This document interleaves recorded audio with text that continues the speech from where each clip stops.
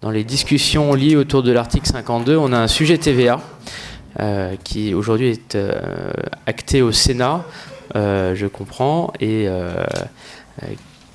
aujourd'hui, donc, on va avoir un sujet sur la révision des directives qui va venir donc se télescoper avec cette hausse de la TVA décidée en droit interne. Alors effectivement, sur la TVA, il y a plusieurs sujets, et notamment plusieurs propositions de directives présentées par la Commission, qui, à l'heure qu'il est, n'ont pas d'impact direct sur le secteur. Après, il y a des textes qui doivent sortir prochainement, mais bon, ça ne paraît pas très impactant dans notre secteur. En revanche, je voulais vous parler d'un problème spécifique qui nous embête beaucoup aujourd'hui, qui est lié en fait au régime de TVA des coopérations entre organismes notamment. Alors, ce n'est pas un problème qui est spécifique au secteur HLM, c'est un problème qui peut toucher d'autres secteurs d'activité et qui est lié en fait... Alors, attendez. Voilà, à l'application de l'article 132 de la directive. Donc l'article 132 prévoit, entre autres choses, que on a une exonération de TVA pour les services qui sont rendus par un groupement à ses membres lorsque les membres ont une activité exonérée. Donc c'est un régime qui est destiné à favoriser en fait le regroupement de moyens entre plusieurs entreprises dans les secteurs exonérés, et donc éviter que le fait de se mettre en commun des moyens génère un surcoût de TVA. Donc cet article-là, on l'utilise pas mal dans le secteur HLM, à la fois à l'intérieur des groupes pour les services que se rendent les sociétés du groupe entre elles, ou même dans des coopérations entre organismes indépendants. Et ça nous permet donc de ne pas avoir de surcoût de TVA sur ce type d'organisation. Alors l'article 132 de la directive, il est transposé en France par l'article 261B du Code général des impôts, donc qui fixe un petit peu les conditions à remplir pour bénéficier de cette exonération. Donc cet article nous rappelle en particulier que la coopération, elle peut se faire en exonération de TVA que sur des activités exonérées, et que les sommes sont remboursées entre les membres à l'euro. Donc voilà, ça, c'est les conditions à remplir pour pouvoir être exonéré de TVA sur ces refacturations. Alors c'est des conditions qui ne sont pas toujours très faciles à remplir, parce qu'elles sont assez strictes, et la jurisprudence exige qu'il y ait une véritable mise en commun de moyens, mais néanmoins, donc c'est un régime qu'on utilise beaucoup. Et alors, qu'est-ce qui se passe par rapport à ce régime, et pourquoi je vous en parle aujourd'hui ? C'est que plusieurs arrêts de la Cour de justice de l'Union européenne du mois de septembre ont en fait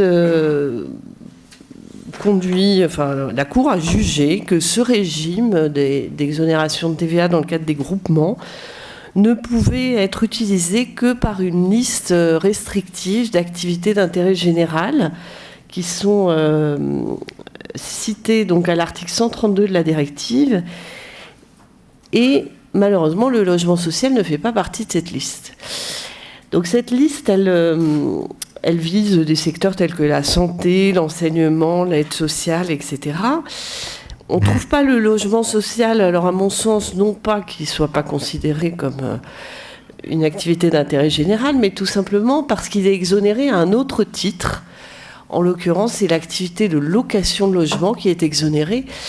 Et donc du coup, voilà, comme il était déjà exonéré, il n'y avait pas besoin de le mettre dans cette liste, en gros.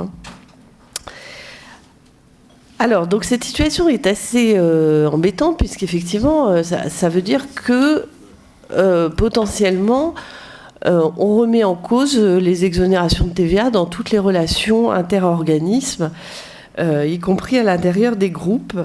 Alors, comme je vous le disais au départ, il n'y a pas que le secteur du logement social qui soit concerné, il y a aussi le secteur bancaire qui est très impacté, le secteur des assurances, Et donc il y a une grosse mobilisation pour essayer de trouver une solution à ce problème. Néanmoins, les choses ne sont pas très faciles. Pourquoi ? Alors, la question c'est un peu quelle solution peut-on trouver pour solutionner la difficulté dans laquelle on est. Alors, il y a plusieurs pistes qui sont examinées. Une modification de la directive de manière à permettre à toutes les activités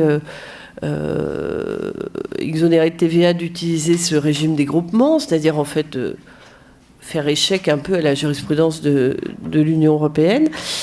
Donc cette modification de directive serait effectivement une solution. Néanmoins, les modifications de directives en matière fiscale se font à l'unanimité. Et du coup, c'est un processus qui n'est pas gagné d'avance et qui peut en plus prendre un certain temps quand même avant d'aboutir. Une autre piste que nous avons examinée, c'est la transposition d'un autre article de la directive qui est l'article 11. Et cet article 11 prévoit un régime de groupe TVA, c'est-à-dire permet, sur la base d'un autre fondement, une exonération de TVA pour les transactions à l'intérieur d'un groupe.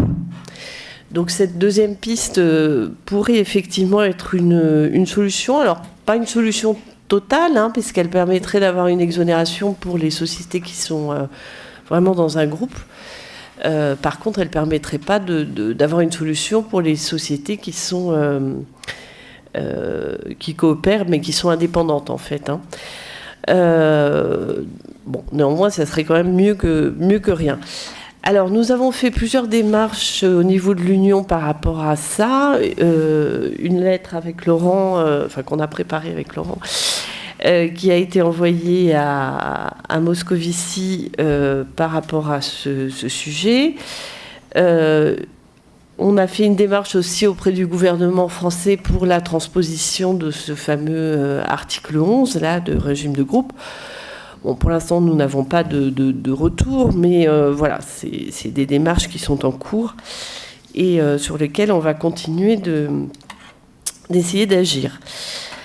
Alors, dans l'attente, le régime du groupe, de l'exonération de TVA à l'intérieur des groupements, tant que le gouvernement français n'a pas modifié l'article du Code général des impôts, on peut continuer d'appliquer l'ancien régime. Et a priori, le gouvernement n'a pas l'intention de se mettre au pas tout de suite. Il a l'intention de prendre un peu son temps. Maintenant, combien de temps, c'est difficile à dire. Ça peut être quelques mois, ça peut être un an. Mais en tout cas, il y a un moment où, effectivement, on ne pourra plus continuer à appliquer le régime qu'on applique aujourd'hui. Ceci dit, comme je vous le disais, pour l'instant, on a le droit d'appliquer l'ancien régime. Alors, il y a néanmoins un deuxième problème qui vient se greffer sur cette histoire, c'est qu'il y a eu une autre jurisprudence de la Cour de justice de l'Union européenne qui date du mois de mai. Et cette jurisprudence, à l'époque, la Cour ne s'est pas prononcée sur les secteurs qui avaient le droit d'appliquer le régime ou pas, mais elle s'est prononcée sur les modalités d'application du régime. Et au titre des modalités d'application du régime, elle a dit deux choses.